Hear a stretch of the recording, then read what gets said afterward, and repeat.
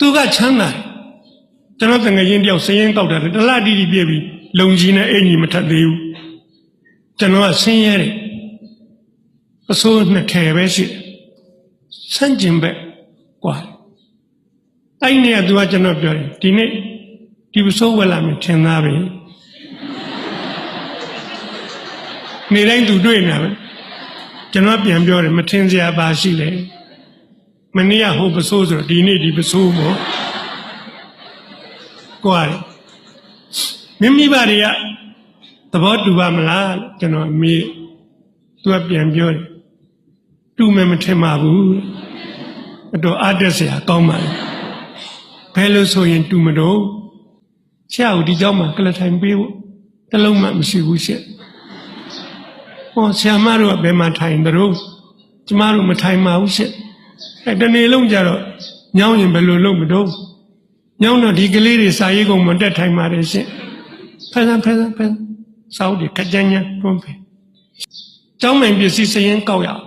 ဘာပစ္စည်းတွေရှိလို့ပြောပါဆရာလေးကပြောတယ်ဘာပစ္စည်းမှမရှိပါဘူးအေးလေဒါဆိုတော့လည်းစရင်ရှင်းတာပေါ့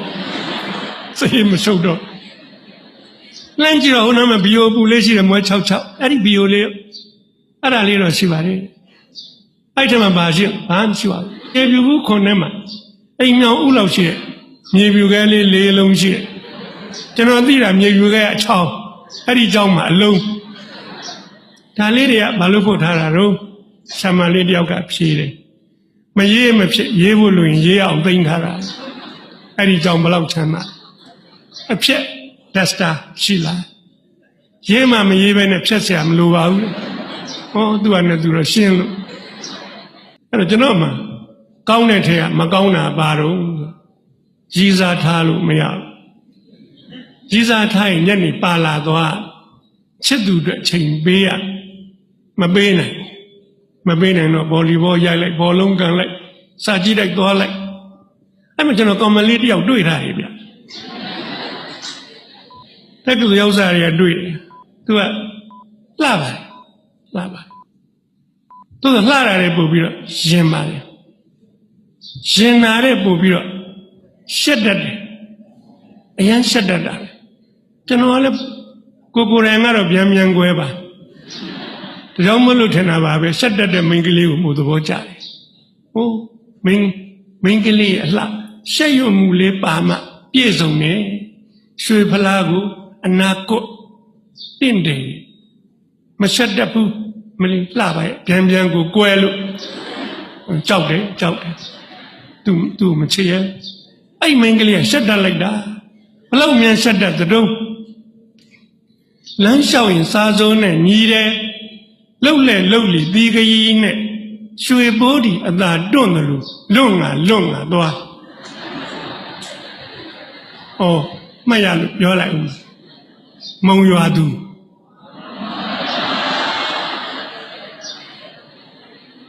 သိရှက်တတ်တာပဲအဲ့ဒါလေးကိုသဘောကျဘလောက်ရှက်တတ်တော့တက်ကစိုးသက်တန်း၄နှစ်မှာနှစ်ခါမှောက်လဲတယ်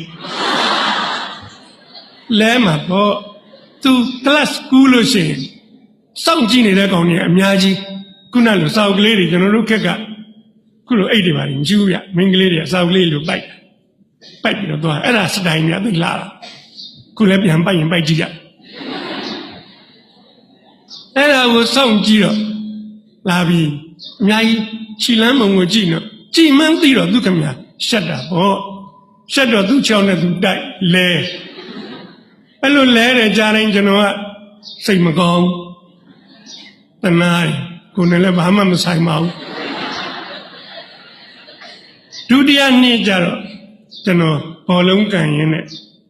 ဒူးပြုတ်သွားပါလေအရွတ်ကွဲထွက်သွားပြန်ကု45ရက်ပြည့်ဗော်လီဘောပြန်ရိုက်ထပ်ကွဲသွားဆေးရုံပြန်ရောက်ဆံဝဲကုတတိယချိန်ပြန်ကွဲတော့ဆံဝဲပြောတယ်နောက်တစ်ခါလာရင်ဒူးကောင်းဖြတ်ပြင်းမယ်ကျွန်တော်မကစားတော့ပါဘူးဘောလုံးလက်ရွေးစဉ်ဗော်လီဘောလက်ရွေးစဉ်အော်တိုပြုတ်သွားအိုးဆိုးရအကောင်းကဟန်ကြပြန်ပြီကြီးစားထားလို့ရပြီ ကျွန်တော်မင်းကလေးနဲ့တွဲတဲ့ကောင်မလေးတွေကိုမေးသူပြောပေးစမ်းမှာမလေးရှက်လို့တော့သေသွားအောင်ပြောခိုင်းလို့မရဘူးဒါနဲ့ကျွန်တော်သူနဲ့တခန်းနဲ့နေတဲ့ကောင်မလေးကိုမှတ်မထင်မိနင့်ခန်းနံပါတ်ဘယ်လောက်တုံး1 2 3မှတ်လို့လွဲတာနော်1 2 3သိပြီသူခန်းအဲ့ဒါဆိုသူခန်းလဲအဲ့ဒါနောက်တနေ့ကစာ1 2 3ကိုကျွန်တော်စာရေးရတယ်ကျွန်တော်နေတာရွှေပြေးဆောင်ဒီဘက်ကသစ္စာဆောင်ကြားထဲမှာစာတိုက်ရှိတယ်ကျွန်တော်စာရေးပြီးတော့စာတိုက်ကိုသွားထက်စာတိုက်ကလူတွေကသစ္စာဆောင်ဖို့3ရက်ကြာတယ်စာတိုက်ထုံးစံပဲ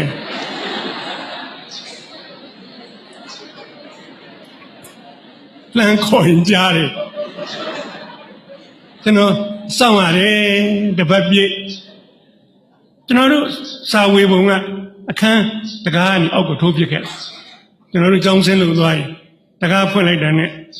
ဝေထားတဲ့စာတွေတက်နေတာပဲကျွန်တော်တကားဖွင့်သေးသေးချာချာကြည့်သူ့စာကလေးများထိုးထည့်ထားမလားလို့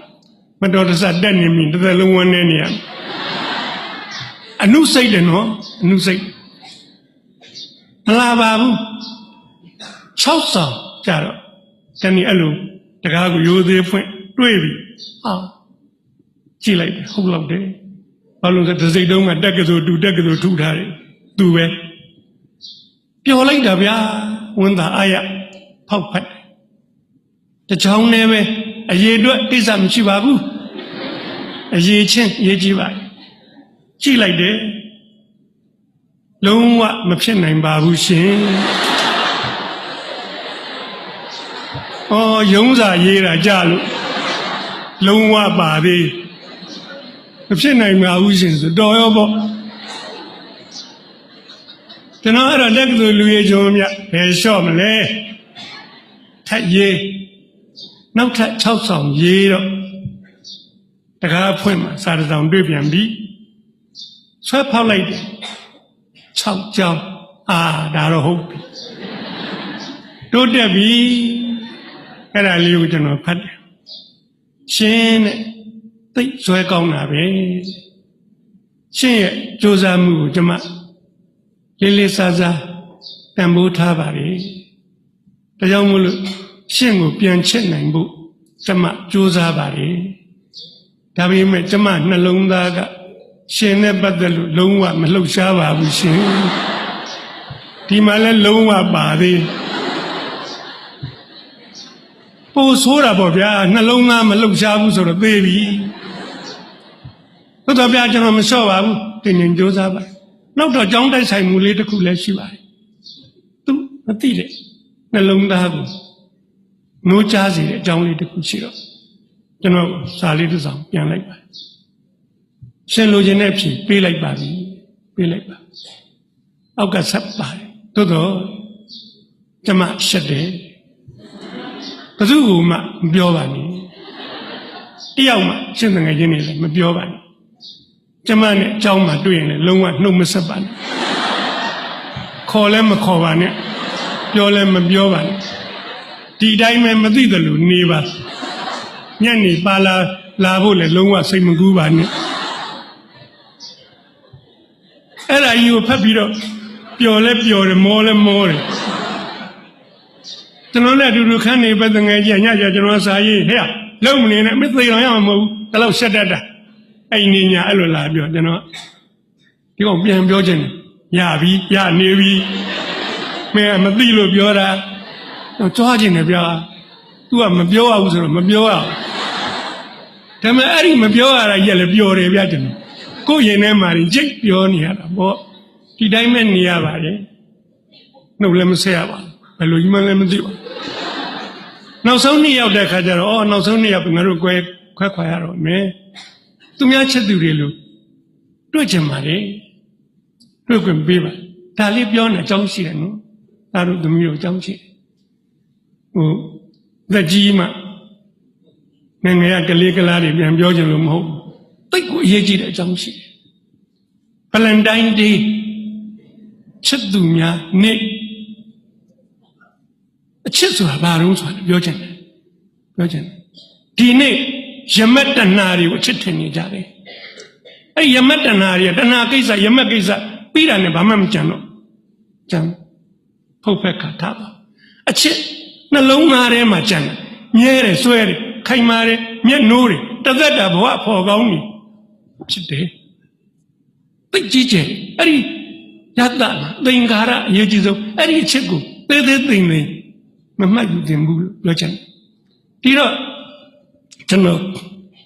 သူ့ကိုခွင့်တောင်းတယ်တနေ့လောက်တွေ့ကြမှာလေစာလေးပြန်လာတယ်ဒီခါတနင်္ဂနွေနေ့မနေ့9 နာရီသစ္စာဆောင်နောက်ဖက်ပောက်ကလာဆောင်မှာဘယ်သူမှမတွေ့ခင်တက်ကတူတွေကထွက်ကြမယ်ရှက်လို့ရတယ်ကျွန်တော်အဲ့ဒီမနေ့က3 နာရီရေထချိုးနေပါလေအေးမိသေးရင်လည်းသေပါသေးတော့4 နာရီဆင်းသင့်ဖြစ်ပြီသွားပြီ4 နာရီခွဲသစ္စာဆောင်နောက်ဘက်ကပေါက်ရောက်အုတ်ခုံလေးထိုင်ကဘာဦးလူတို့နေနဲ့လာကိုမျောတာတဲ့ကြီးကျယ်ပါလေချက်သူကိုမျော9 နာရီတိထွက်လာတယ်ဟိုးလှလိုက်တာကြည်နူးလိုက်တာနှမ်းကြည့်လာပြီကိုစီလာတာပဲသူကတော့ကျွန်တော်လုံးဝမကြည့်ပါသူ့လမ်းသူကြည့်ပြီးတော့လာနေတယ်မကြည့်ချင်နေပါစေလာနေပြီးရောကျွန်တော်လည်းမထပါငုတ်တုတ်ကလေးထိုင်နေကျွန်တော်နားရောက်ပြီးစောင့်နေတာကြာပြီလားမေးပါသူနဲ့မပတ်သက်တယ်လို့ပါပဲကျွန်တော်ရှိတဲ့ရောက်ပြီးမရက်ဘူးဆက်သွားတယ်သွားဖို့ကျွန်တော်သိတာပဲကျွန်တော်မတ်တထပြီးတော့သူဘေးနာလိုက်ပါပခုံးချင်းမထိရပါမထိပါထိဖို့မလိုပါဘူးမထိချင်နေပါစေဘေးချင်းရှင်သွားနေရကောင်းလိုက်တယ်ကြည်နူးအချစ်ဆိုတာအဲ့ဒါနူးညက်တယ်သိမ်မွေ့တယ်ထိမှမဟုတ်ဘူးဘေးချင်းရှင်သွား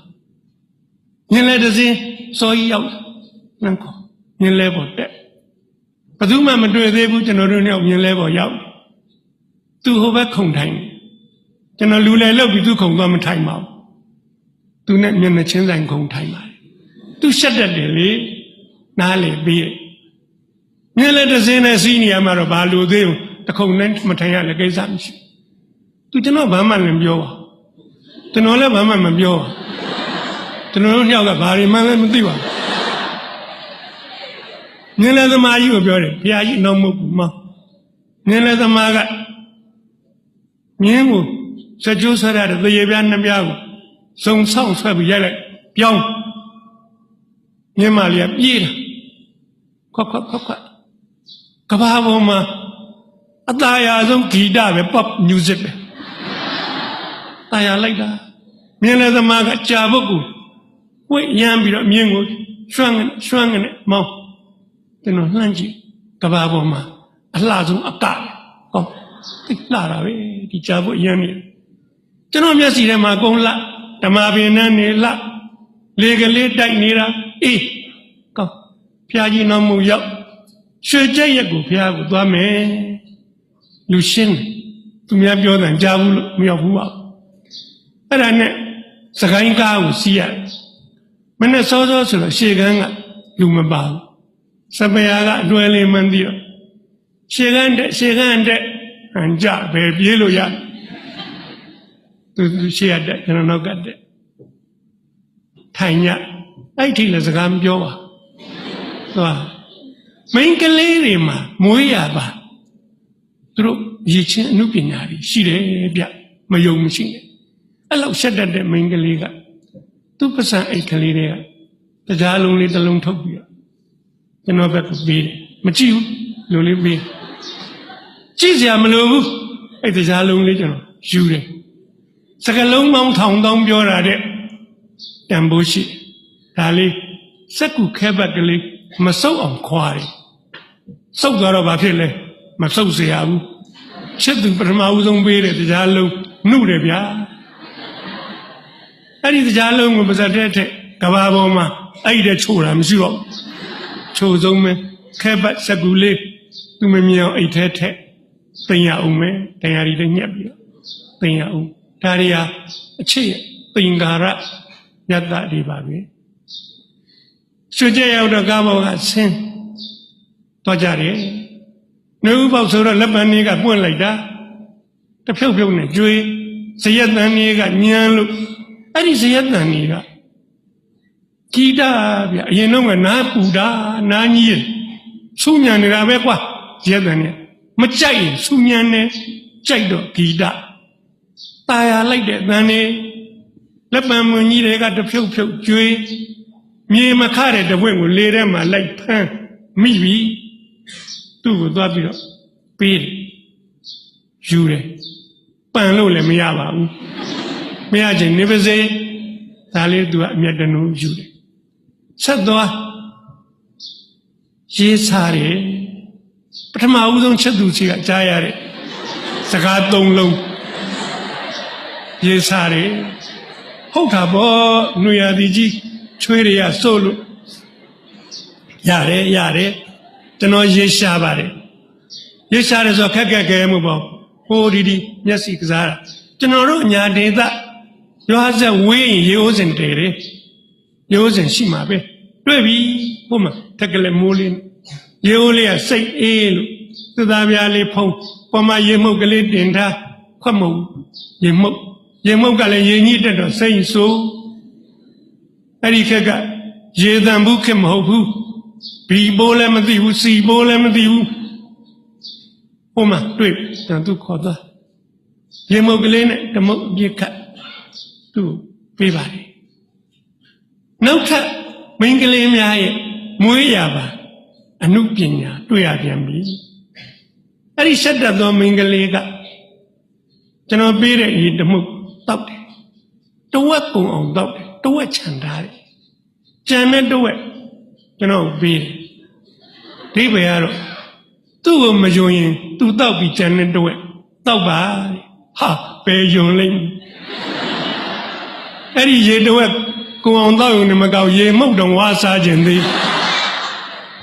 တောက်တယ်ကုံတော့ကျွန်တော်လည်းမဝသေးပါဘူးသူလည်းမဝသေးပါဘူးကျွန်တော်သိပါနောက်တစ်မုတ်ထပ်ခတ်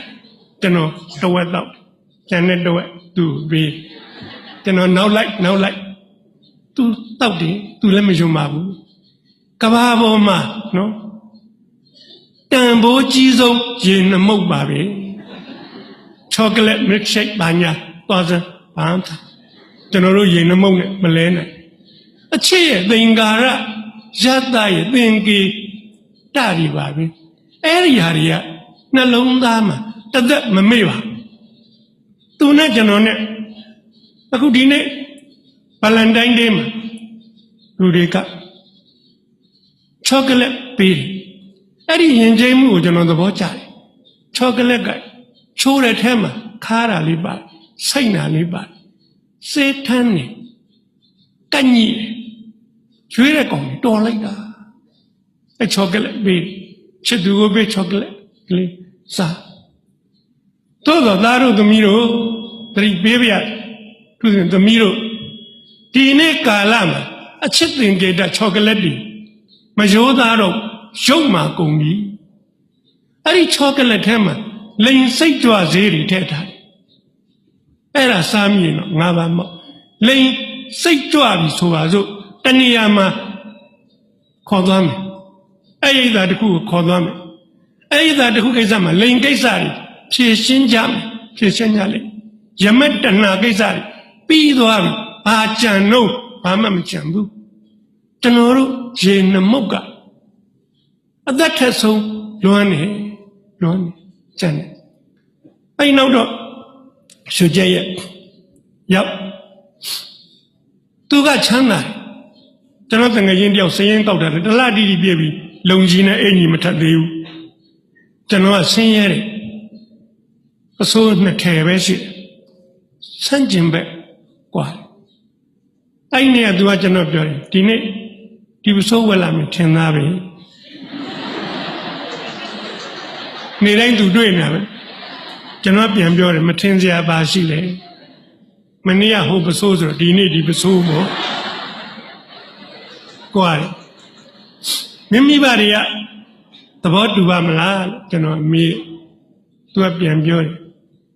တူမယ်မထင်ပါဘူးအတော်အားတက်စရာကောင်းပါလေ ဘယ်လိုဆိုရင်တူမတော့တက်ကတော်မှာဆရာပြန်ဖြစ်ရင်တော့သူပြောလို့အဆင်ပြေမယ်ထင်ပါတယ်တဲ့ဆရာဆိုတော့နိဗ္ဗာန်နေလက်ထောက်ကတိကကနေထပါမောက္ခနော်ပါမောက္ခနောက်ဆုံးကျောင်းဦးကြီးဆိုပို့တော်ဟန်ကြောင်းဝိုင်းတော်လဲနေကျွန်တော်ကအဲ့လိုစဉ်စဉ်တက်နိုင်ဖြစ်ချင်တယ်ဖြစ်ရမယ်ကျွန်တော်တော်တယ်ဗျာစားတော်တယ်လူရကြုံမယ်တော်တယ်အေးစိတ်ချဖြစ်เสียချုံလိုက်ပါမယ်နောက်ဆုံးနှစ်တိုင်း grade 4 grade 5ထွက်တယ်သိတော်တယ်နောက်ဆုံးနှစ်မှာကျွန်တော် grade 3ပါကျွန်တော်တက်ကတူမဟာဝိဇ္ဇာ7တက်မှာစိုးလို့ပါတက်ပြီးရင်တက်ကတူဆရာဖြစ်မှာစိုးလို့ပါလက်တကန်းကလေးကျွန်တော်အတွက်မခုံရပါဘူးမိတဲ့ grade 4ကလွယ်လေးမိတဲ့ grade 4ကမရလိုက်ပါညအထိထွက်ပြီးသားမနဲ့နှစ်ဖြန်မနဲ့ပါဇက်အောက်ခါနီးမှညအခါမှာပြင်လိုက်ကြတယ်ကျွန်တော်တော်တယ်ထက်တယ်အဲ့ဒီမှာဆရာမဂိုင်းနှကိုင်းကွဲနေတယ်ဟိုတကိုင်းဘက်ကဒီကောင်ရိုက်ငါတို့ဘက်ကနာမယ်သူတို့ချင်းရဲ့ကြားမှာညက်ပြီးတော့ကျွန်တော်တက်ကတူရောက်လာဖို့ကြေကွဲလိုက်တာဗျာဝန်းနေလိုက်တာဘဝကြီးတစ်ခုလုံးမျောလင်းချက်တောင်းနှန်းနေအိုးတဖြုတ်နဲ့ပြိုးကျသွားတာကုန်ပါပြီဝေဝါဘာမှခွန်အားမရှိတော့ပါဘူးဘဝကို planning သေချာချမှတ်ပြီးတော့အကောင်းဆုံးစ조사ရည်မှန်းချက်ထားသားတို့သမီးတို့ကိုပြောချင်ပါတယ်မင်းတို့ well prepare ဘလောက်လှုပ်လောကမှာဒီလိုတစ်ချက်တည်းဖြတ်ရိုက်ချလိုက်တာမျိုးတွေကြုံရတတ်ပါတယ်အတိတ်ကံလို့ပြောရင်လည်းရပါတယ်ဆရာကိုတိုင်မှာပြောကြပါတယ်တိုင်ရင်ပါမောက္ခအစဒုက္ခရောက်ပါလေအဲ့လိုလှုပ်ချင်တဲ့အထဲပါမောက္ခမပါပါဘူးမပါတဲ့ကျွန်တော်ဆရာကြီးကစအရင်ဆုံးဒုက္ခရောက်မလှုပ်တော့ပါအဲ့ဒီမှာသားတို့သမီးတို့ပြောချင်ပါတယ်ကျွန်တော်ချစ်သူနဲ့လည်းဝေးပြီပေါ့တက်ကတူဆရာဖြစ်မှာအစင်းစိမ်မြင့်မှာမို့သူမိဘတွေကစဉ်းစားရုံရှိမှာခုတော့စဉ်းစားကြမလို့တော့ထက်တန်းပြတော့မဟုတ်ဘူးကျွန်တော်ရှောက်တော့တိုင်းပညာဝန်ကလူရည်ကြုံဖြစ်တယ်กว่าဆိုပြီးတော့မှဖေဖော်ဝါရီလပညာသင်နှစ်ကုန်ကန်နီးမှာကျွန်တော်အလယ်တန်းပြဆရာခိုင်း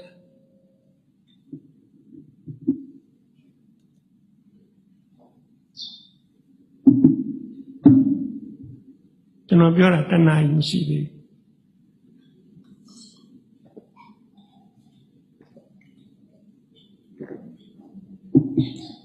နောက်ထပ်15မိနစ်လောက်ပေါ့နော်အဲ့တော့ကျွန်တော်ကြောင်မီးဆိုတဲ့ရွာကလေးကိုသွားရမန္တလေးနာကအလေရန်ပြနဲ့သွားရသားတို့သမီးတို့ကိုပြောချင်မှာငါဘွားတော့သွားပါပြီကွာရေစုံမျောပါပြီကွာဘာမှလည်းဖြစ်တော့ပါဘူးကွာလောကကြီးကဘယ်လိုလုပ်လို့ကောင်းအောင်ဘယ်လိုလုပ်ကောင်းအောင်ဘယ်လိုကြိုးစားလကားပဲကွာလောကကြီးကိုစိတ်နာတယ်လူတွေကိုစိတ်နာတယ်ဘဝကိုစိတ်နာတယ်သွားသမ်းမှာကွာလာခဲ့စမ်းအရက်ပလင်းဆွဲထဲ့ကွာတော့အဲ့လိုချိန်မှာမြောက်ပေးမဲ့ကောင်တွေလည်းအများကြီးချစ်တယ်လူနဲ့သိအောင်လုပ်မဲ့ကောင်တွေဟဲ့စဉ်းစားမလို့တော့သိအောင်တော့ဘဝပြည့်အောင်တော့ဒုက္ခရောက်အောင်တော့လူပြည့်ရှုံးအောင်တော့အဲ့လိုဒိဗ္ဗေတွေပါပဲမြောက်ပေးပါလိမ့်မယ်မြောက်ပေးကြတော့မလိုပါဘူးကိုမင်းများပြီတော်တော့ပြီးတော့တားတဲ့ကောင်ရှိတော့မှနေစမ်းပါပေးစမ်းပါသေစမ်းပါစီတလောက်တော့အဲ့လိုလုပ်ပြီးတော့ဘဝလက်မြောက်ရှုံးပြီးသားတို့သမီးတို့သူတင်သားတို့ဘယ်တော့မှမင်းတို့ဘဝကိုရှုံးမပေးနဲ့လောကရန်ကစိန်ခေါ်နေပြီအဲ့ဒါယောက်ျားကောင်းငါဘဝကိုကောင်းစွာတိဆောက်ဆက်ရက်လုံးဝမတော့ပါ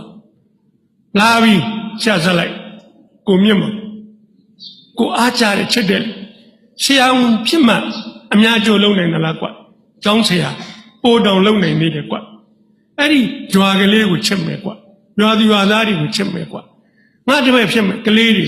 ချစ်မယ်ကွာငါကောင်းဆုံးလုံးမယ်ကွာသွားပြီကျောင်းကလေးဝင်လိုက်တော့တာပုံပေါ်မှာဖေဖော်ဝါရီလတပေါင်းလားလက်ပံမင်းကြီးရဲဝဲစိတ်အားတင်းပြီးကျောင်းကလေးစီသွားရင်လက်ပံမင်းမြင်တော့ရေးထဲမှာဒီကောင်လည်းလာလို့လွမ်းတာကျွန်တော်ချက်သူမိန်းကလေးကိုလွမ်းလိုက်တယ်ကျောင်းကလေးသွားကျောင်းထဲဝင်တော့ဆရာလေးတယောက်ဆရာမလေးနှစ်ယောက်ရှိကျွန်တော်ဒီကျောင်းကိုအလယ်တန်းပြခန့်လိုက်လို့ရောက်လာတာပါဟိုဝန်တာလိုက်တာဆရာရဲ့ဆရာမလေးတယောက်ကသွတ်တယ်ဝန်တာလိုက်တာကျမတို့မကျောင်းလယ်တန်းကျောင်းအောင်လည်းမရှိဘူးရှင့်မူလာတန်းကျောင်းအောင်ကလည်းပြောင်းသွားပြီရှင့်မာလိမ်မှုမရှိတဲ့သင်္ဘောပါရှင့်ဘာလို့ဘာကံမှမသိပါဘူးရှင့်ဆရာလာတာအားတက်လိုက်တာရှင့်သူတို့ပြောကြသူတို့ပြောနေကျွန်တော်လျှောက်လာတော့အဝေးကြီးညောင်းနေဗျာထိုင်နေတဲ့စကားလေးပါလေးထိုင်ပြောရင်ကောင်းမှာသူတို့လည်းမတ်တက်ပဲပြောထိုင်ကုန်လိုက်ကြည့်တဲ့ကြောင်းလုံးတစ်လုံးမှလည်းမတွေ့ဆရာမလေးတယောက်ကအကင်ပါအားနာလိုက်တာဆရာကိုဒီကြောင်းမှာကလထိုင်ပေးဖို့တစ်လုံးမှမရှိဘူးရှင့်ဆရာမတို့ကဘယ်မှာထိုင်တို့ကျမတို့မထိုင်ပါဘူးရှင့်တနေ့လုံးကြတော့ညောင်းရင်ဘယ်လိုလုပ်မတော့ညောင်းတော့ဒီကလေးတွေစာရေးကုန်မတက်ထိုင်ပါတယ်ရှင့်ဖန်ဖန်စောက်ဒီခကြမ်းညာတွန်းဖေဆရာထိုင်ကျောင်းဆရာကျောင်းမှာကျောင်းဆရာဒီမြေတိကျောင်းညမှာတပည့်တို့စာရေးကုန်မတက်မထိုင်ရလို့ကျွန်တော်သိထားတယ်မထိုင်တော့ပါဘူးကဲလို့ဆိုရင်တော့ဒီကျောင်းမှာကျွန်တော်ကတာဝန်ခံဖြစ်သွားပြီကျောင်းမှန်ပစ္စည်းစရင်ကောက်ရအောင်ဘာပစ္စည်းတွေရှိတော့ပြောပါဆရာလေးကပြောတယ်ဘာပစ္စည်းမှမရှိပါဘူးအေးလေဒါဆိုတော့လည်းစရင်ရှင်းတာပေါ့စရင်မဆုပ်တော့လမ်းကြည့်တော့ဟိုနားမှာဘီယိုပူလေးရှိတယ်မွဲ66အဲ့ဒီဘီယိုလေးအဲ့ဒါလေးတော့ရှိပါတယ်အဲ့ထက်မှဘာရှိဘာမှမရှိပါဘူးကျွန်တော်သွားကြည့်တယ်ဖွင့်ကြည့်ရှိတယ်မြေပြူဖို့အခွန်တစ်ခုရှိတယ်အဲ့မြေပြူဖို့ခွန်ထဲမှာအိမ်မြောင်ဥလောက်ရှိတယ်မြေပြူကလေး၄လုံးရှိတယ်ကျွန်တော်သိတာမြေပြူကအချောင်းအဲ့ဒီကြောင်းမှာအလုံးဒါလေးတွေကဘာလို့ပို့ထားတာတော့ဆံမလေးတယောက်ကဖြေးတယ်မရေးမဖြစ်ရေးဖို့လို့ရင်ရေးအောင်သိမ်းထားတာအဲ့ဒီကြောင်းဘလောက်ချမ်းသာအဖြစ်ဒက်စတာရှိလားရေးမှမရေးပဲနဲ့ဖြတ်เสียမလိုပါဘူးသူကနဲ့သူတော့ရှင်းလို့ကျောင်းပဲချိန်တက်တော့ကျမတို့မန္တလေးလာတာရောက်တဲ့ချိန်တက်တာပါပဲကျောင်းပဲချိန်ဆင်းလို့ညနေပြန်ညနေချိန်ဆင်းလိုက်တာပါပဲဒါတော့အဲ့လိုမလုပ်ပါနဲ့နှစ်ဖြင့်ငါစ9နိုင်တက်အောင်3နိုင်ဆင်းအောင်ကျွန်တော်စိတ်မကောင်းတာကကလေးတွေလှမ်းကြည့်တော့စက်ဖွဲပြာတွေပေါ်မှာထိုင်နေတယ်ရှေ့စာရေးကုံကလေးတစ်ပေလောက်မြင့်နေသူတို့ចောင်းစိမ့်နေအကုန်လုံးចောင်းပြဖြစ်နေပြီအင်ကြီးလေးတွေပါတက်ပြနေပြီခေါင်းပေါ်မှာလည်းပြလို့ဖွဲနေတယ်ဒါကတော့ကလေးတွေအတွက်မဖြစ်သင့်ပါဘူးကျွန်တော်တပတ်ပြည့်တော့တနင်္ဂနွေနေ့ကလေးတွေကိုမိဘတွေဖိတ်ခိုင်းမိဘတွေလာပါတယ်ကျွန်တော်ပြောပါဒီကြောင်းရောက်တော့ရှားထိုင်ကြကလထိုင်တစ်လုံးမှမရှိပါဘူးမရှိချင်နေပါစေအဲ့ဒါကိုကျွန်တော်မပြောလို့ပါ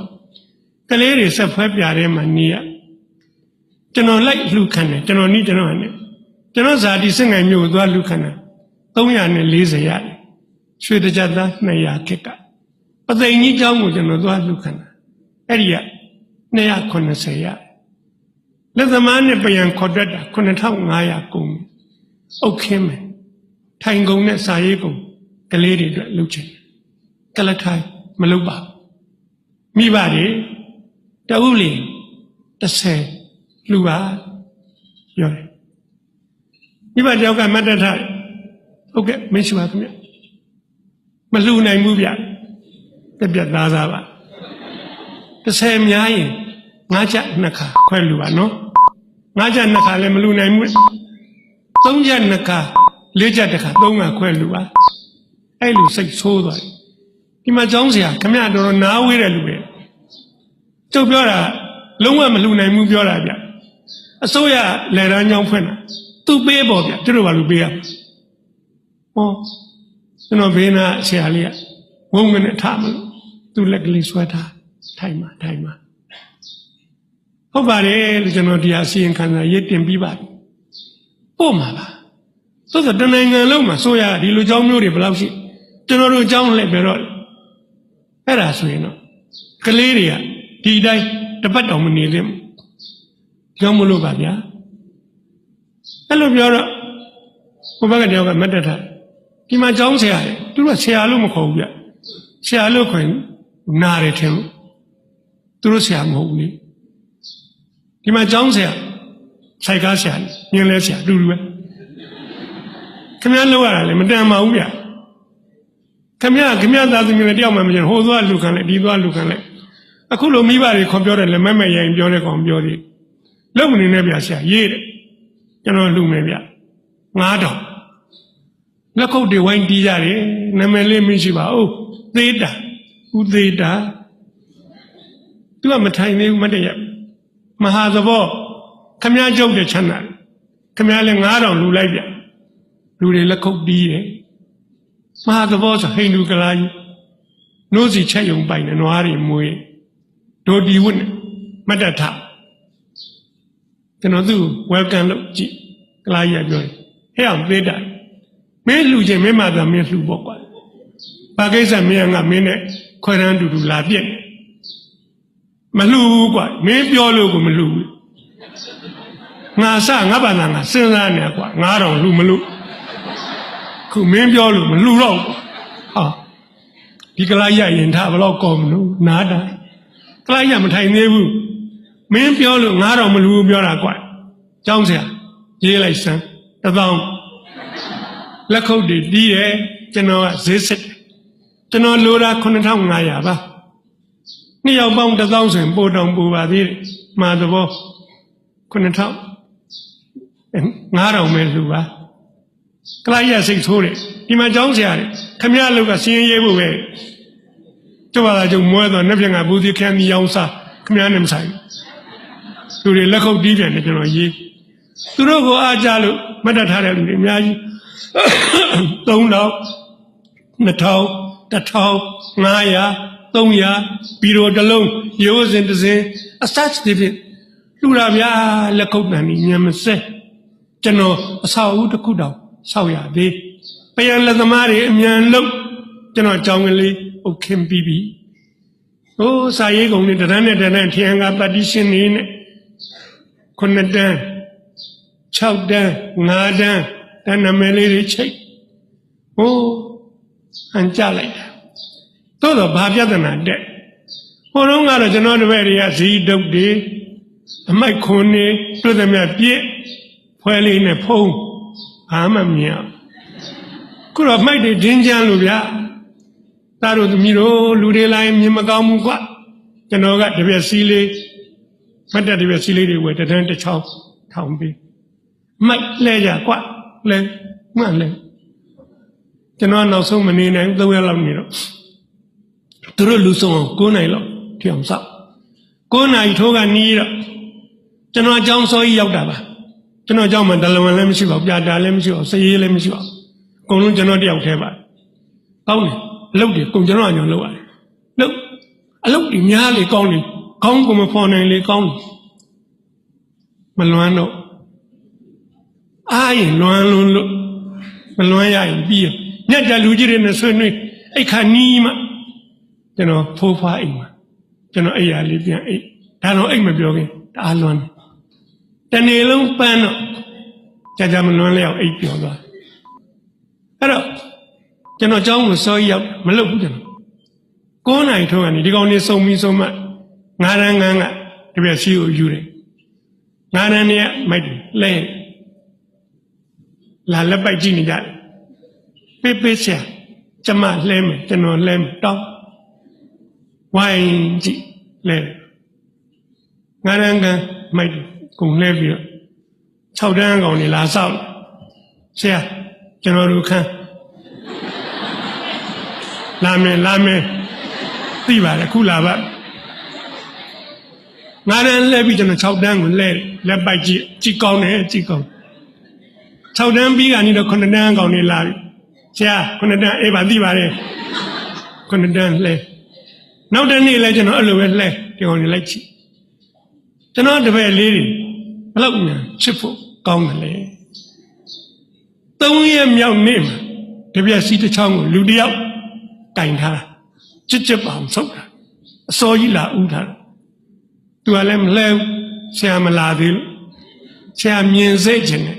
မြင်စိတ်ဆရာမြင်မှလဲကျန်တဲ့ကောင်တွေကတပြက်စီးလာတော့မရအောင်ပဲကျွန်တော်လည်းရောက်ပြီလှမ်းကြည့်တော့ဒီကောင်လှဲတော့တာကျောင်းဆရာဘယ်တော့လှုပ်ရှုပ်ရှုပ်ကလေးတို့ကိုချီးမွမ်းမှုမပြတ်ကွက်ပါနဲ့ဒီနေ့တပည့်ဆရာမလှဲရဘူးလားကွာလှဲရမင်းလှဲမှလားကွာဟုတ်တယ်လိမ်မာလိုက်တာငါတပည့်ရပခုံးကလေးပုတ်တိတ်နှစ်သက်တာပဲသူနှစ်သက်နော်ချီးမွမ်းတာသဘောကျ6 တန်းကကောင်ကလည်းလှမ်းကြည့်လှဲနေပြီအဲ့ဒီကောင်သွားပခုံးပုတ်9 တန်းကောင်သွားပခုံးပုတ်လှဲကြကလေးတွေချီးမွမ်းရင်လိမ်မာတယ်ကလေးမို့လူကြီးတောင်လိမ်ချီးမွမ်းတာကြိုက်တယ်ကျွန်တော်ချီးမွမ်းတာကြိုက်တယ်ဘယ်သူမှကျွန်တော်မချီးမွမ်းတာကြိုက်ရင်ကျွန်တော်မိမပြောရတယ်ငါလည်းဘယ်သူမှလည်းမချီးမွမ်းကြဘူးမိမဟုတ်ပါရဲ့ငါ့ကိုကြာတော်လိုက်တာနော်ဘာမှမဆိုင်6 တိုက်ကြီးပဲအဲ့ဒါကြီးဘာမှမဆိုင်ဘူးဆိုပြီးတော့မြန်သဘောမကျဘူးမထင်ကြတယ်ကျွန်တော်ပြုံးလို့သဘောကျလူချီးမွမ်းတာကြိုက်အနောက်တော့ကျွန်တော်ကစိတ်ကူးရတယ်ဗျအမိုက်ပုံးလေးတွေဝယ်တန်းတပုံးလိုက်ချတပည့်တို့မင်းတို့အမိုက်တွေလဲတယ်ဆိုအမိုက်တွေတွေ့ကြချတာကိုကွာဟောဒီပုံးလေးတွေထဲကွာလဲတောင်နည်းနည်းပဲကြမှာပေါ့ကွာထဲလဲတော့လဲတယ်အမိုက်တော့တွေ့ရပြည့်ကျွန်တော်ကနောက်တော့ဒီကောင်ကြီးမြင်တဲ့ချိန်အဲ့ဒီမိုက်တွေလက်ကောက်မိုက်ပုံးတွေထဲနေ့တိုင်းကောက်လှမ်းကြည့်3 ရက်မြောက်နေ့မှာဒီကောင်ကြီးလှုပ်ပြန်ကျွန်တော်အကြောင်းနဲ့ဝင်သွားတာနဲ့အမိုက်တစားကိုလူတယောက်ရက်ဆောက်မကောက်ဘူးကောက်ဒီပြန်ကောင်းတယ်လားမလုပ်နဲ့မကောင်းနဲ့သူမိုက်သူမှတ်ပုံတင်ထားတယ်သူမိုက်ကျွန်တော်လာတာမြင်မှလှမ်းကြည့်သေးတယ်ကောက်ပတ်ထက်ငါတို့ပဲအမိုက်ကောက်နေလားကွာဟုတ်တယ်ဆရာလိမ္မာတယ်ကွာနောက်တော့ကျွန်တော်တပည့်လေးတွေကျွန်တော်မြင်မမြင်အမိုက်ကြီးကောက်ကြပါတယ်ဒီကြောင်းလုံးကိုရှင်းလို့ကျွန်တော်ကြည့်မကြည့်အမိုက်ကြီးလက်ကြပါချစ်ဖို့ကောင်းလိုက်တာချစ်ဖို့ကောင်းလိုက်ရွာလေလန်းကိုကျွန်တော်လျှောက်လာရင်အိမ်တဲ့ရဲ့လမ်းអော်အိမ်က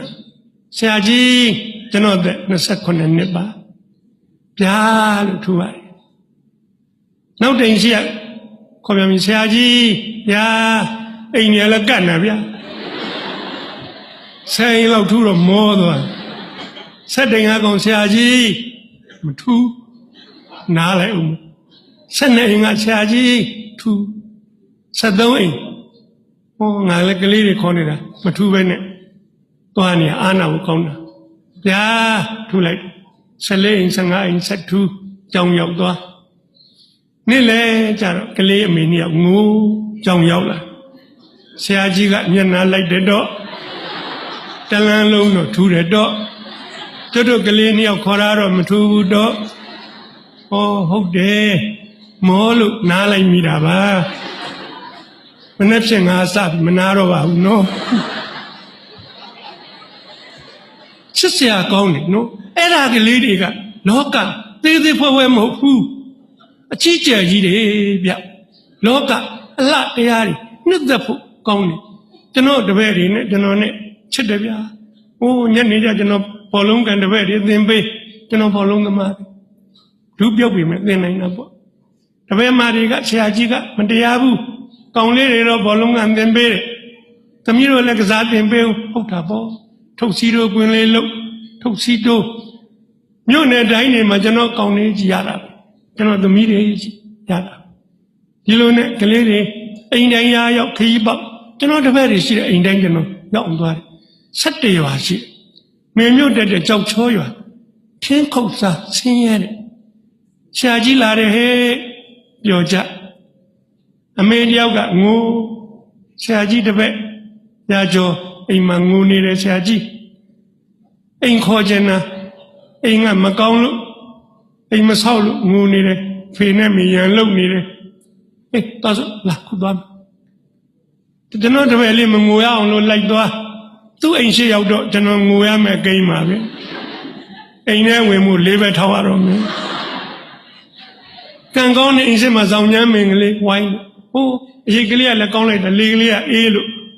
ဒီအောက်မှာထိုင်ကြတာပေါ့အင်းရှင်ယောက်ျားဝင်းတာသွားတယ်ထွက်ပေါက်ရဟုတ်တာပေါ့ဟာဖြာကလေးယူခင်မဟာမိမဖြာကလေးယူလိုက်ဖြာကလည်း၄တောင်ဆက်မဟုတ်ပါဘူးဒီဟိုကျွန်းမြေပုံနဲ့တောင်တူပါလေနားရီစုပ်ပြဲလို့မြန်လေဟာဖြာကောင်းလေးသွားယူစမ်းမှာဟိုဒီဖြာလေးကချောတယ်ချက်ကျွန်တော်ထိုင်မယ်မြန်ထိုင်ရအကောင်းကလည်းမရှိပါဘူးရင်နှွေးချမ်းယူကြည့်ပါဆရာကြီးကိုတက်ရောက်ယောက်ျားလောကကောင်းတယ်မြေခရာဦးကြီးရောက်လက်ဖေးပကံကနှခမ်းပဲ့ကျွေပကံနေပကံကလည်းဟာနှခမ်းကပဲ့လို့ဟိုဈေးတဲ့တော်ဘူးမတို့ရင်သွားပြီးအကောင်းငှားစမ်းမှာသူမိမပြန်ပြောတယ်အဲ့ဒါတော်ဘူးမအိမ်ကငှားလာတာပဲကြော်လုံးမှဒီတလုံးရှိမလို့ရတယ်ပဲ့လို့စီစမ်းမှာရွှဲဆန်းခဲ့မိမကဆန်းလာ10စီမှ1စီပဲစီထိမြန်လေဟာရွှဲဆန်းမှာဆိုမှသွားပြန်ဆန်းကြီးအောင်မိမပြန်ပြောတယ်အဲ့ဒါပလင်းထဲမှာရှိတယ်အကုန်လောင်းလာတာပဲရပါတယ်ကောင်းပါတယ်ကျွန်တော်စားပါကလေးတွေနဲ့မိဘတွေနဲ့ပြောရင်းနဲ့ဘာသိကြရတော့ကျွန်တော်တပည့်လေးတွေမနေ့4နိုင်ခင်းကားနဲ့ထားကျောင်းလာရရှာတယ်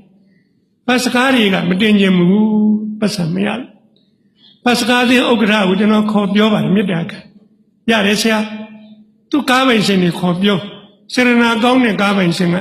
နှစ်ဖြင့်ငါမနေ့ကစပြီးကျောင်းချိန်7နိုင်ကျွန်တော်ကားလို့ကျွန်တော်ဒရိုင်ဘာစပယ်ပြောတာကလေးတွေကိုမညူစွာဆရာဘူးကောင်းစွာတင်ပေးရကျွန်တော်တပည့်လေးတွေကျောင်းရောက်တော့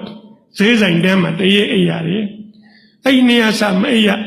အဲ့လိုနည်းနဲ့ဗျာကျွန်တော်တပည့်တွေကိုကျွန်တော်ချက်လိုက်ငွေကြိုက်သေးတာတွေများလို့ကျွန်တော်ကျမ်းမာရေးမှုနဲ့တိုင်ပင်ပြီးတော့ရှေးဥဒုနာပြုနည်းသင်ပေးကလေးတွေကိုကျမ်းမာအောင်နေနည်းသင်ပေးဒီရွာကသဘောကျတော့ဟိုဘက်ရွာတွေကလာခေါ်အဲ့ဒီရွာတွေပါလိုက်ပြီးလုပ်ပေးတညနေမိဘ10ဦးရောက်လာတယ်သူတို့ကလေးတွေအင်္ဂလိပ်စာညံ့ဆရာအင်္ဂလိပ်စာကျူရှင်သင်ပေးပါတယောက်30ပေးမယ်10ဦးရှိ10ယောက်ငွေ100ရကျွန်တော်လာက185ကျပ်အဲ့ဒီ100နဲ့ပေါင်းရင်285ကျပ်ရွှေ9မူသားလိုချင်တယ်လူပြလောဘရှိပါလေအေးသင်ပေးညနေကျကျွန်တော်တို့အားလုံးတန်နဲ့မှဆုလိုက်မင်းတို့စာအင်္ဂလိပ်စာသင်ပေးမယ်ကျူရှင်ပေါ့ကွာမင်းတို့အင်္ဂလိပ်စာညံ့တင်ရင်တဲ့ကောင်လက်ညှိုးထောင်းအကုန်ထောင်းတယ်မတင်ရင်တဲ့ကောင်လည်းတယောက်မှမရှိအဲ့တခုတော့ရှိရနော်ကျူရှင်ကတော့ပေးရမယ်ကွာပြုတ်ကြသွားလက်ညှိုးဆိုတဲ့အတိုင်းတကယ်ညှိုးကြသွားကျွန်တော်လှမ်းကြည့်10ချောင်းကြံကိုမြင့်မောင်ကိုအားကြတဲ့လူပတ်စံပေးနိုင်တဲ့ကောင်ကြီးတော်ကြမပေးနိုင်တဲ့ကောင်ကြီးလျှော်ကြမင်းလုံးမလားကျွန်တော်မင်းတပည့်တို့ဆရာပြောတဲ့ကျူရှင်ကတနေ့ပေးတဲ့စာတနေ့ပြီးအောင်လုပ်ရမယ်လို့ပြောတာကွအဲ့ဒီကျူရှင်ကပေးနိုင်ထောင်ကြကွအကုန်ပြန်ထောင်အားလုံးကိုကျွန်တော်သင်ဟိုကောင်10ယောက်ကလည်းမပေးတော့ပါဘူးမပေးရင်နေကလေးတွေအကုန်လုံးကိုသင်ပေးတညမိဘတွေနဲ့ကျွန်တော်ဆွေးနွေးနေတော့ညကျင်ကလေးတွေက50လောက်ရှိတယ်ဗျဖိုးဖွားအိမ်ကိုလာတယ်ပုံပြောရတယ်နှစ်ပုံလောက်ပြောပြီးမှပြန်တယ်ကျွန်တော်လူပြိုပဲဗျအဲ့တုန်းကဒီမှာနေတာပဲပြောနေတာပေါ့ပြီးရင်ကျွန်တော်မိဘတွေနဲ့ရွာရေးကျွန်တော်ကြောင်းကိစ္စဆွေးနွေးအဲ့လိုဆွေးနွေးနေတော့ကလေးတယောက်ရေရွှင်းကြီးတဲ့ကြဟုတ်ကလေးတယောက်ရေရွှင်းနဲ့ကြတယ်မိဘတွေကိုကလေးကိုခေါ်ကြဖိုးကြီးရေဖိုးငယ်ရေအေးမြရေထွေးခင်ရေငါကလေးတွေစုံမြက်မင်းတို့ကလေးတွေကြည့်အောင်ဟဲ့ရှာကြအောင်ဟဲ့ဘယ်သူမှရေရွှင်းနဲ့မစင်ကိုကလေးကိုရှာကျွန်တော်ကတော့အဲ့လက်ဖက်ဆိုင်နေပြေးရေရွှင်းနဲ့ဆင်ကလေးတယောက်ရကျိုးတွေနဲ့ကလေးရောကျွန်တော်ဆွဲတင်ညကျမကြီးမှုရောက်လာတော့ရှေးဥဒုနာပြုနဲ့ပြုစုကျမကြီးမှုကလည်းကျွန်တော်နဲ့တော့ခင်ပါတယ်ဒါကြိုးရကြိုးလောက်ကြ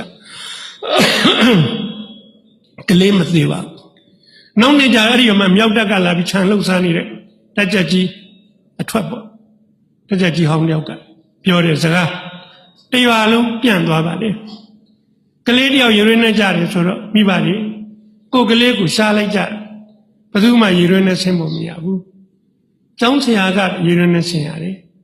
ဆရာကတော့ဆင်းရမှာပေါ့တရွာလုံးကသူ့ကလေးကြီးကိုအဲ့ဒီစကလုံးလေးလှလိုက်တာကျွန်တော်သဘောကျ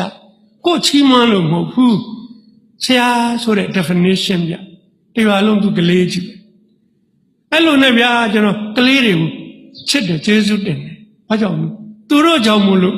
ကျွန်တော်ချစ်သူလွမ်းရတဲ့ဝေဒနာသက်တာတွေသက်တာအများကြီးပါဗျာပြောရင်ကျွန်တော်ချိန်ငှက်ပြီးချုပ်လိုက်ပါတော့မယ်နောက်တော့ဆံမလေးနှစ်ယောက်ကခွင့်ယူနှစ်ပြန်မလာဘူးခွင့်စာလေးတင်ခဲ့လုံမနေပါနဲ့ဆရာလည်းကိုချင်းညက်နေတယ်သူတို့ကျွန်တော်မယုံသေးလို့မချစ်ပါတယ်သို့တော့ခွင့်စာမတင်သွားကြကျွန်တော်ပြောတာတယောက်လာဆင်းပြကြရှိလို့ပါရှိအောင်လို့ပါဒီကြောင့်မျိုးဘူးမှမစွနောက်တစ်နေ့ကျမလာဘူးစစ်တယ်ခိုင်ပညာဝင်ရောက်ကျွန်တော်လည်းမသိဘူးအသစ်ပြသူကလည်းငကုံငယ်အောင်ဆောင်းလာတယ်လွယ်အိတ်ကိုဝှေ့ပြီးတိုက်ပုံမပါကျွန်တော်လည်းဆရာဇပွဲမှာသွားထိုင်အဲ့ကျောင်းသားလူချင်းတယ်ကျောင်းအမှန်မလို့ထိုင်မှာခိုင်ပညာဝင်ထိုင်ခိုင်းထိုင်နေဆရာမနှစ်ယောက်မရှိတော့အဲ့တန်းနဲ့ဝုန်းတိုင်းကိုကျဲလို့စူပွက်ခုံနေလဲကြအော်ဟစ်ပြေးကြလွှားကြကျွန်တော်ခိုင်ပညာဝင်နဲ့တွေ့တော့မှကိုပဲပြေးလာပြီးတော့ဆရာတော့အဲ့ဒါရောက်နောက်တစ်ယောက်ကနှစ်ချောင်းသူကိစ္စနဲ့သူသွားနောက်တစ်နှစ်ယောက်လွတ်တယ်၄ယောက်လွတ်တယ်၈ယောက်အဲ့ဒါနဲ့ခိုင်ပညာဝင်ကပြောတယ်ခဲအကြောင်းကအနည်းခင်ဗျားဒီကြောင်းအကြောင်းအုပ်လာတယ်ကျွန်တော်ကဟုတ်ပါတယ်ပြောညာချင်းလို့မဟုတ်လူတယောက်ကလေးနှစ်ယောက်ခေါ်လာပြီးမှကြောင်းအုပ်မဟုတ်ဘူးလို့ပြောရတယ်ပြန်ခေါ်သွားတယ်ကြောင်းအုပ်မရှိတဲ့ကြောင်းမထားဘူးကွာကြောင်းကလေးလိုချင်လို့ဟုတ်ပါတယ်လို့ပြောတယ်ခင်ဗျားကြောင်းကလည်းစူလိုက်ဒီနေ့ဆရာမနှစ်ယောက်မလာလို့ပါဆရာမနှစ်ယောက်ကဘာလို့မလာလဲဒီလိုရှာရှည်တာကြောင်းအဲ့အတ္တကိစ္စပြောတာမို့သူတို့တငယ်ချင်းမင်္ဂလာဆောင်လို့ပေါ့ဗျကျွန်တော်စိတ်မရှိခွင့်တိုင်သွားလာသူနဲ့ပါဆိုင်လို့မတိုင်ပါဘူးဗျာနားလည်မှုဆိုကြောက်ခမ ्या ကိုရေးယူပြီသူဝုန်းနဲ့မတက်တာသေပြီကျုပ်ခိုင်ပညာဝင်သက်ပြကျောင်းနေစီကံမရှိကြလာဆက်ခမ ्या ကြောင့်တော်တော်ဆိုးတာ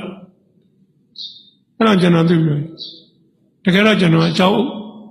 မဟုတ်ပါဘူးမရဘူးလေခုနကခမ ्या ကျောင်းဦးလို့ပြောပြီအရေးထဲမှာစာချုပ်မိနေသေးကျွန်တော်လူကြီးမင်းကိုကျောင်းအမယ်ကလေးမှတ်လို့ကလေးအမယ်မိဘမှတ်လို့ပါကြောင်းမလို့မဟုတ်ဘူးပြောမိလို့ကလေးပြန်ခေါ်သွားတယ်ကျွန်တော်ကျောင်းသားလူချင်လို့ပါအဲ့လိုပြောတော့သူနည်းနည်းသနာသွားတယ်ခင်ဗျားလို့ရတာလည်းမလွယ်ပါလားဒါပေမဲ့အဲ့ဆရာမနှစ်ယောက်တော့ကျွန်တော်ထုချေလွာတောင်းခဲ့မယ်ဗျခင်ဗျားကျွန်တော်ဒီမှာလေရန်ကျောင်းဦးလည်းမရှိအလေရန်ပြလည်းကျွန်တော်တယောက်တည်းမနိုင်မနှင်းမူလာရန်ပြလည်းမပြည့်စုံအောင်မရှိနှစ်ယောက်မလွဲတာမဆောင်တာပြတ်တယ်နဲ့ဒုက္ခအဲ့ဒီခက်ခဲတွေတင်ပြအေးပါဗျာကျွန်တော်ခွင့်ထုချေလွာတောင်းခဲ့မတောင်းမှနေဗျာမတောင်းလို့မရဘူးဗျာခင်ဗျားနောက်အထုတ်လို့ကောင်းလို့ထုချေလွာရေးရင်တော့ခိုင်ပညာဝင်မင်းသူတို့ခွင့်လွှတ်လိုက်ပါနော်ကျွန်တော်စိတ်နေလိုက်နေသေးသူကပြန်အဲ့ဒါကြောက်ကိစ္စခံနေမဆိုင်ဘူးသူကပြန်တင်းသွားတယ်နောက်နေ့ကျဆံမလင်းနှစ်ယောက်ငိုလိုက်ကြတာအဲ့ဒီနောက်ကောင်းသွားပါတယ်သူလည်းခွင့်မတိုင်တော့ပါနောက်တော့လာပြန်ပြီအဲ့တဲ့တယောက်တပည့်မလေးကရှားကြီးအဲ့တဲ့တိုက်ပုံနဲ့ဗာနဲ့ကုန်းလေးတစ်မြုံနဲ့ထွက်ချူထိုင်မှခင်ဗျဒီလိုကျွန်တော်သိတယ်တိုင်းပညာဝင်လည်းမဟုတ်ခိုင်ပညာဝင်လည်းမဟုတ်သိကြတယ်ကြောက်အမယ်မိဘကလေးလိုချင်တယ်ကျွန်တော်ထိုင်မှခင်ဗျကျွန်တော်ကြောက်ဦးနေမှာထိုင်အဲ့လိုကျွန်တော်ပြုံးဘာကိစ္စရှိလဲခင်ဗျဘာကိစ္စမှမရှိပါဘူးပြုံးလို့ပဲကုန်းလေးကတစ်မြုံနဲ့ကျွန်တော်ဘာမှကူညီရမလဲခင်ဗျဘာမှကူညီစရာမလိုပါဘူးပြုံးမြန်ပြီးဒီလိုစိတ်မှနှံ့ရလားမသိအဲ့လိုဆိုရင်တော့ကျွန်တော်ကလေးတွေကိုစာသွားတင်မရစေ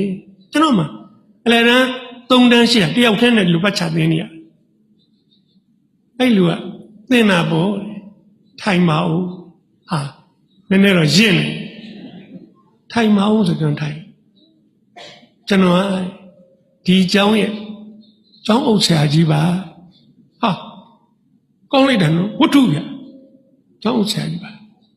ကျွန်တော်တိုင်းပညာဝန်နဲ့ခိုင်ပညာဝန်ကလွတ်လိုက်တာပါအဲ့ဒီเจ้าမှာအဲ့ဒီဆရာလေးရှိလေမင်းသွားသူခိုင်းတာတွေအားလုံးမင်းသွားလို့သူအဲ့လိုပြောတာတကယ်ဝတ္ထုမှာဒီလိုပြောလို့မရဘူးလောကမှာတကယ်ဖြစ်တယ်ပိုဆန်းတယ်ဆိုအဲ့ဒါကျွန်တော်ဝုန်းကနေထိုင်ရှိုင်းမဟုတ်ပါဘူးဒီဘက်လာပါခင်မထိုင်ဘူးခင်ဗျာဆက်ထိုင်သူအဲ့လိုပြောဖို့မကောင်းဘူးတိုင်းပညာဝန်နဲ့ခိုင်ပညာဝန်အဲ့လိုမှားဖို့မကောင်းဘူးကျွန်တော်နားလေကျွန်တော်ကမြန်အသုံးမကျတဲ့အကောင်ဆိုရင်ဆရာကြီးကိုမယုံမသိလို့မှာပေါ့ဆရာကြီးကမြန်ခညံ့ညံ့လူဆိုရင်ဒီကောင်ကဘာကောင်လဲငါကသူခိုင်းတာဘာလို့လို့ငါအကြောင်းဒီကောင်ကအလဲတန်းပြတွေ့ကြသေးတာပေါ့ဦးချိုးပြလိုက်ရောက်ချင်းဆောက်နေထွင်းကျွန်တော်တို့နှစ်ယောက်စလုံးစိတ်ဆင်းရဲချစ်စရာပြောစရာဝန်းဝိုင်းလေးဖြစ်တယ်ကျွန်တော်အကြောင်းကလေးပြတ်သွားတော့မယ်ကောင်းလိုက်တဲ့ဆရာကြီးဆရာဒီမှာလာထိုင်မထိုင်ပါဘူးဆရာအဲ့ဒီမှာဆက်ထိုင်ပြီးတော့အခုလောက်တဲ့အတိုင်းအကုန်လောက်ပါအောင်မြင်နေဗျာကျွန်တော်ဘာလုပ်ရမလဲကူမယ်ဗျာဆရာကြီးအခုလောက်တဲ့အတိုင်းကျွန်တော်အကုန်လုံးဆရာကြီးထပ်ခိုင်းတာကျွန်တော်လုံး management ကျွန်တော်မကျွမ်းကြောင်းအုပ်ချုပ်ရေးကျွန်တော်မှအဲ့ဒီပညာတွေမသင်ခဲ့ချက်ချင်းမကလေးတယောက်လာဝဲဥသေးတာရှိကိုစာရေးမနှက်ဖြင်ကလက်တန်းပါတဲ့ကျိန်တိုးကလထိုင်တစ်လုံးလှူပါကျွန်တော်ထိုင်းနေတာသက်သားကလထိုင်လက်တန်းမပါဘူးအဲ့ဒါကစက်တဲ့အရာရှိမှထိုင်ရတယ်ဘုရုံးကခုတော့အကုန်ထိုင်နေမှာကျွန်တော်တို့ခက်ကကျွန်တော်သက်သားကလထိုင်လေးနဲ့ထိုင်နေတာအခုဘက်ကားကြောင်းလာပြီးကျွန်တော်ဆရာကြီးကိုကျွန်တော်ထိုင်နဲ့ကလထိုင်ပေးထိုင်မခိုင်းနိုင်ဘူးဥသေးတာနောက်တနေ့မနေ့10နှစ်ရောက်ထိုင်မှာဆရာကြီးကျွန်တော်တို့နှစ်ယောက်ချက်လိုက်ကြတာတိုင်နှံပင်မင်းလို့တော့ကြောင်းကလေးတိုးတက်လိုက်သူရောက်ပြီး3လကြာကျွန်တော်ပြောင်းရွှေ့မိတ်စာရပါတယ်ပြောင်းရွှေ့မိတ်ကလည်းထူးထူးဆန်းဆန်းသားတို့ကိုပြောချင်တယ်ဆိုတာမင်းဘယ်နှရောက်မင်းလုံနိုင်တယ်အကောင်းဆုံးနေလို့စူးစမ်းလို့စိတ်ကောင်းရှိပါကျွန်တော်အဲ့လိုလုပ်တဲ့ခါကျတော့ကျွန်တော်သင်တန်းတစ်ခုရွေးချယ်ခံရတယ်အဲ့ဒီသင်တန်းတစ်ခုရန်ကုန်သွားတက်ရတယ်အဲ့ဒီသင်တန်းမှာလည်းကျွန်တော်စူးစမ်းတော့စာမှတ်တွေမှာပထမရပရိဟိတများနဲ့ပတ်သက်တာတွေနဲ့နာခံတော့သင်္นานသား90လုံးကအကြိုက်ဆုံးတယောက်ကိုရွေးပါလို့သင်္นานဆက်တဲ့ကရွေးတော့ကျွန်တော်နာမည်ရွေးကြဒါမျိုးလူရှားပါတယ်ကွာဆိုအဲ့เจ้าမှာဆရာပြန်ခန့်လက်ထောက်ကတိကခန့်နော်တက်ကစိုးဟာနောက်ကျသွားတယ်ကွာစောစောကခန့်ဘလောက်ကောင်းမလို့အဲ့ဒါနဲ့အဲ့ဒီစာဆရာကြီးကပြောတယ်ဆရာဒီနေ့ညနေမိထားနဲ့ပူရာလိုက်ပို့လက်မှတ်ပါပါတယ်ဆရာတပည့်တွေကိုတော့မပြောပါနဲ့ဦးမြညနေ3နာရီထိုးကနေမှနှုတ်ဆက်ပွဲလေးလုပ်ပြောင်းရတာပေါ့ကျွန်တော်တို့နှစ်ယောက်ရုံးခန်းထဲကထွက်တာနဲ့ကျောင်းထောင်သားလေးတယောက်လက်ပိုက်ပြီးဆရာကြီးရန်ကုန်ပြောင်းရမယ်ဆိုတာဟုတ်ပါသလားခင်ဗျဟော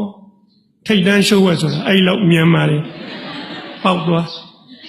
ကျောင်းကြီးကမညာချင်းချဟုတ်တယ်ကွာကလာမင်းတို့ကောင်ခုံနေစီကြပတိရှင်နေဖဲကြထိတ်မချထိုင်ဆရာတပည့်နှုတ်ဆက်စကားပြောလိုက်ပါဗျာလွမ်းစရာကောင်းမှစိုးလို့လွယ်ပေါ့ပြောတယ်တပည့်တို့ဝန်ထမ်းဆိုတာပြောင်းရတာထုံးစံပါကွာဘာမှမဆန်းပါဘူးကျွန်တော်ပေါ့လွယ်ပြောတယ်ဆက်ပြောင်းသွားလို့လွမ်းစရာမရှိပါဘူးကွာဆရာပိုကောင်းတဲ့နေရာကိုပြောင်းမှာမင်းတို့ပြစ်ထားခဲ့မှာဟောဒီဆရာကြီးနဲ့ဆရာမတွေမင်းတို့ဆက်စာသင်ပေးမှာကွာသူတို့ကိုချစ်ကြလေးစားကြဆရာကတော့သွားပြီဆိုတော့မင်းတို့ထားဖြစ်ခဲ့နှုတ်ဆက်တယ်ငါတို့ဒါပဲနော်ပေါ့ပြောတာဆရာကြီးကသိကဲမင်းတို့ဆရာနှုတ်ဆက်ပြီးရွယ်တို့ဒီနေ့ကျောင်းပိတ်ပေးလိုက်ပြန်ညာအဲ့ဒီကောင်တွေလှုပ်ငုတ်တုတ်ငိမ့်နေဒါဝတ္ထုရေးဆရာလှုပ်လို့မရဘူးကျောင်းကြီးကဆရာဒီကောင်ကြီးကလည်းပြန်ခိုင်းလို့မရခဏထိုင်ပေးလိုက်ပါဗျာ15မိနစ်လောက်ဒီကောင်ကြီးကြည့်ပါစေကျွန်တော်တော့မကြည့်ချင်ဘူးဗျာနောက်ဖက်ဝင်သွားနောက်ထိုင်ပြီးငြိမ်လို့ ကောင်မလေးတယောက်စီရှိုက်တန်ထွက်လာဘယ်နာကောင်ရဟဲ့ရှာကြီးကငိုတာမကြိုက်ပါဘူးလို့ပြောတာမကြောက်ငိုနဲ့သူတို့မငိုကြလို့မငိုတာမဟုတ်သူတို့ချစ်တယ်ရှာကြီးအပြစ်မမြင်စေချင်ဘူးအဲ့ဒါမျိုးတွေကျွန်တော်ဘာမှအများကြီးအကြောင်းပါဘယ်ကလေးအပြစ်ရှိတယ်ရိုက်ရမယ်အပြစ်ရှာမတွေကရိုက်ပါကျွန်တော်အဲ့ကောင်ခေါ်ပြောရိုက်ရသူကျွန်တော်ချက်တာနောက်တစ်ခါရှာကြီးအပြစ်မြင်မှမဖြစ်เสียဘူးဆရာကြီးအဲ့လိုဒီကလေးတွေဒီကောင်လောက်တာကျွန်တော်ဟတ်ထီကောင်မလေးလည်းမငိုတော့နောက်ထပ်လူမငိုတော့ပါ15မိနစ်ကြာတော့ဆရာကြီးပြန်လာကဲမင်းတို့15မိနစ်ပြည့်ပြီဘယ်လိုပြန်ညတော့ပြန်ညပိုတန်မြင့်ပြောလှုပ်ငုတ်တော့ငြိမ်ကြည့်ဆရာဒီကောင်ကြီးကလည်းပြန်ခိုင်းလို့မရဘူးနောက်ဘက်ကဆရာလို့ပေါ်ကင်ဘက်တော့ကြည့်လိုက်ပါဦးဗျာကျွန်တော်လည်းသူတို့ရှိရထွက်ပြေးခွင့်ရတော့ဝန်တာနောက်ဖက်သွားကျွန်တော်အဲ့တော့လူအားပေးဆရာလေးတွေကျွန်တော်တို့မနိုင်မနှင်းဖြစ်ပြီးတယ်ကျွန်တော်ဆရာကြီးခေါ်တော့လူအားပေးတွေပါရှိပါတယ်ရွာကျွေးပါနေ့လည်းစုစားတဲ့ဇပွဲရှည်ကြီးမှာသူတို့ကတော့ကိုတချမ်းလေးတွေကိုတပိုင်းလေးတွေမှောက်ပြီးတော့အသိမ့်နေသူတွေလုံနေကြကိုလေးတွေလှုပ်ကျွန်တော်ဆရာလေးသူ့ကြောလေးကပို့လှုပ်ပါတယ်ကျွန်တော်ခန့်ထားတဲ့ဒလဝန်ကြီးတောက်မှာအုတ်ခင်းပေါ်မှာဖင်ချထိုင်ကျောင်းဘက်ဆေးလေးကြီးကိုတအားကုန်စုပ်ဖွာနေဘလောက်ဖွာလို့မီးတွေထတောက်မငိုအောင်လို့ကြိုးစားနေမီးတွေတောက်လို့ပါဝါမျက်ရည်တွေကျအဲ့ဒါကိုပစိုးနာလေးနဲ့သူ့ကြာကြည့်ရင်ကိုငိုမိနိုင်တယ်ကိုထုတ်တဲ့အမိတ်ကြည့်ချင်ပြန်ထွက်လာပရင်းမောက်တိုင်းမှာသားတယ်မိတွေရွာတွေကပြေးလာကြတယ်ကလေးတွေကရစ်ချခွင်ချီလို့ဈေးဆိုင်တန်းကပေါက်ကြတယ်တပေါက်ကို3ယောက်နှုတ်နေရာယူပြီးတော့အောငိုကြတယ်ကျွန်တော်ကောင်တွေလှဲ့ကြည့်ကောင်းတယ်ငိုပါစေသူတို့ကငါတို့ကိုစားငိုခွင့်ရှိတယ်ငါတို့ကငိုခွင့်မရှိငိုကျွန်တော်တပည့်တွေကြည့်တော့ဒီသူတို့အမေတွေငိုတာကိုသဘောတွေကျချိန်ကညနေ3 နာရီထိုးကနေဘာလို့မှလည်းမသိတော့အဲ့လိုတော့မှမော်တော်ကားဘတ်စကားတွေအဲ့ဒီကဘတ်စကားတွေရှိတယ်မန္တလေးနဲ့17 မိုင်ဝေးတာဝေါကနေကြောင်းရှိဆိုင်ရွာလူကြီးလာတပည့်တို့ရှားဘူရာပို့ကတော့မင်းတို့ကလည်းပြန်ခိုင်းလို့မရဒါတို့ဒီမင်းတို့ကုန်ကားပေါ်တက်မင်းတို့ကလိုက်ဖို့ကျွန်တော်ကောင်တွေဝေါပြည့်တက်မြန်လိုက်တာမြောက်တွေကြတယ်ကားတွေဘယ်သူမှတင်မပေးရဘူး6 စင်းပြည့်ကားပေါ်ရောက်တယ်နဲ့ဒီကောင်တွေလောက်ပြန်ငြိမ်သားတယ်မေတွေငိုပြီးပြေးပြီးဘာလောက်တာလို့အိမ်ရှိကနေစီးကြုံငိုမယ်အဲ့ဒါနဲ့ကျွန်တော်တို့ကားရကြီးရွာလေလမ်းဖြတ်ငိုပြီးတော့နှုတ်ဆက်ကြပါလေလောက်ဖို့ကိုင်းဘက်ရွာလူကြီးတွေပြေးတက်ကြကျမကြီးဆေးပေးကန်းလျှောက်တဲ့ဆေးမှုပြင်းလာတဲ့သူ့မျက်နှာမှာမျက်ရည်တွေနဲ့ငိုလို့ပါကလေးရိတ်နှစ်တုန်းကဆဲတဲ့ကာလာသားတွေတူတွေဒီကောင်တွေလည်းပြေးလာတဲ့ငိုလို့ပါကာရန်ကြီးရွာကထွက်နောက်ပြင်ရောက်တော့ဘယ်ကလေးကစိတ်ကူးပေါက်တယ်မသိသူတယောက်တည်းညီးညူတယ်လို့ဆိုပါတယ်ဒီကလေးတွေနဲ့ကျွန်တော်နဲ့အလံတိုင်ကလေးပတ်လည်မှာပန်းညံကလေးစိုက်တုံးကသင်ပေးတဲ့တခြင်းမိမိကိုယ်ကိုကောင်းအောင်ကြိုးစားမည်မိမိတန်းကိုကောင်းအောင်ကြိုးစားမည်မိမိကြောင်းကိုကောင်းအောင်ကြိုးစားမည်မိမိတိုင်းပြည်အတွက်ကောင်းအောင်ကြိုးစားမည်အဲ့ဒါကလေးကိုကျွန်တော်အဓိပ္ပာယ်ရှင်းပြဒီသရှင်လေးကနေတိုင်းပန်းညံစိုက်ရင်ဆိုကျွန်တော်နဲ့သူတို့နဲ့ဆိုနေကြဒီ4 ချက်ပါပဲအဲ့ဒါကိုအဲ့ကလေးတယောက်ကသူ့အတူတယောက်တည်းဆိုသူစိတ်ကူးရလိမ့်မယ်ငါတို့နဲ့ဆရာနဲ့အထိတ်မှလွမ်းနေကွာဆိုကျန်တဲ့အဲ့ဒီကားပါကောင်အဲ့ဒီကောင်လှမ်းကြည့်လိုက်ဆိုရင်နဲ့အဲ့ဒီကားတစ်စင်းလုံးအတန်မြန်ကြီးသွားတယ်ပထမတော့နန်းကတူနှုတ်တော့ကျဲလာကြတယ်ညီကျန်တဲ့ကားတွေကကြားတယ်ဒီကောင်တွေလောက်တာမှန်တယ်ကွာလိုက်ဆိုအောင်ပင်လည်းကံပုံရိုးမန္တလေးဘက်နီးသွား အဲ့ဒီမှာကြတော့ကား6ဆင်းရဲ့တခြင်းတန်တပြိုင်တည်းဖတ်ပါလေကျောင်းကြီးကကျွန်တော်လက်ကိုဆုပ်ချရမနေနိုင်တော့ငိုနေငိုလိုက်တော့ဆရာလည်းငိုလိုက်တော့ငိုတာရတာရှိပါတယ်ဗျငိုပါ तू ကငိုနေပါပြီကျွန်တော်မငိုပါဘူးဘာဖြစ်လို့လဲဆိုကျွန်တော်ကောင်နေမငိုပါဘူးလို့ပြောတာအဲ့ဒီကောင်နေသရှင်းသားဆိုတော့ကျွန်တော်မှန်းကြည့်ငိုဘူးဝတ္ထုပဲအဲ့ဒါကလေးကိုဗျာကျွန်တော်ဝတ္ထုပြန်ရေးတယ်ဝတ္ထုပြန်ရေးပန်းမြိုင်လေမှဥယျာဉ်မှုစာပေပိုင်းမှာပထမဆူရတယ်နောက်တစ်နှစ်အမျိုးသားစာပေစုထပ်ရတယ်နောက်အဲ့ဒီစာအုပ်ကခုတစ်ခါမှာအင်္ဂလိပ်လိုဘာသာပြန်တယ် The Garden Among the Flowers အာဆီယံစာပေစုဆယ်နိုင်ငံစာပေစုထပ်ရပါတယ်အင်္ဂလန်နိုင်ငံလန်ဒန် University မှာနှစ်ပေါင်း30ကျော်ပါပြီမြန်မာစာယူသူများအတွက်ပြဋ္ဌာန်းစာအုပ်သင်ကြားပါတယ်မဟာဝိဇ္ဇာ6ယောက်ရသွားပါပြီအခုတောင်ကြီးတက္ကသိုလ်က1ယောက်ဒေါက်တာဘွဲ့ဒီစာအုပ်နဲ့กินနေပါပြီကျွန်တော်စီကူညီတောင်းနေသူတို့မဟာဝိဇ္ဇာဒေါက်တာရဖို့ကူညီပါတယ်ကျွန်တော်ဒီနေ့ထိ BA ပါပဲကျွန်တော်စာအုပ်ကလေးရိုက်လိုက်ရတာချိန်ပေါင်းများစွာအခုနိုင်ငံတော်ကရိုက်ချင်လို့ဆိုပြီးတော့ရုပ်ရှင်သွားရိုက်နေပါပြီရုပ်ရှင်သွားရိုက်နေပါကောင်းမကောင်းကျွန်တော်မသိအမမခံဘူးကျွန်တော်ကိုယ်ရိုက်တာမဟုတ်ကျွန်တော်ဝတ္ထုကိုတော့ကျွန်တော်စိတ်တိုင်းကြရေးခဲ့ပြီးပါပြီအဲ့ဒီကနေပြီးတော့ကျွန်တော်ရန်ကုန်ပြောင်းသွားပြီးတော့ပြောရစီဆက်ပြီးတော့စာဖတ်ပါတယ်စာတော်ကောင်းရောက်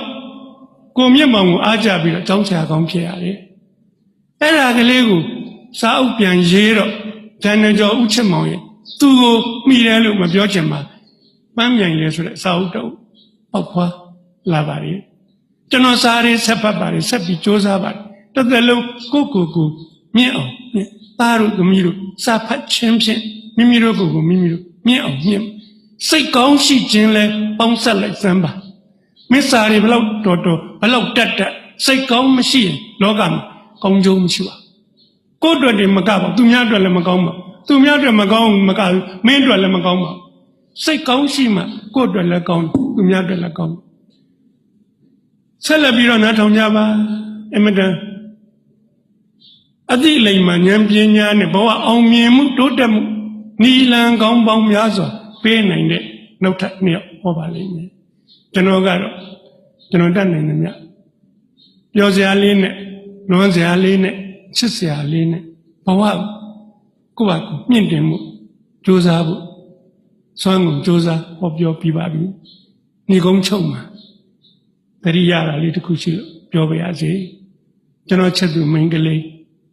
ခုဘယ်ရောက်နေတော့ကျွန်တော်နေတဲ့ရန်ကုန်မှာရှိပါတယ်ဘာဖြစ်နေတော့